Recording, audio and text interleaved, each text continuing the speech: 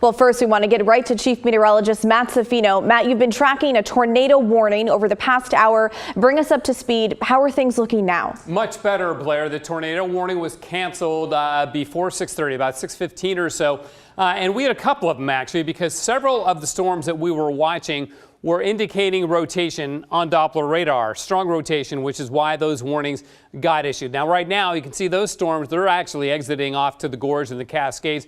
There is more rain coming on shore. We're not done with windy weather, but the tornadic weather, tornado threat is over basically for tonight into tomorrow. We've had some more lightning strikes coming on shore. Even those are beginning to back down quite a bit. There's one strike there to the south of Newport in the last half hour. But boy, did we ever get some wild weather. This is a report of hail, and it was large hail, 1-inch diameter hail, which is exactly what Doppler radar indicated could happen with this. That was in Molalla. We had thunderstorm wind gusts here over 48 miles an hour in Estacada. Other wind gusts in Washington County and parts of Multnomah County were over 50 miles an hour. There's a gust of 56 miles an hour in Shoals. We had a gust of 52 miles an hour at the Portland airport. So it was a wild afternoon with those storms.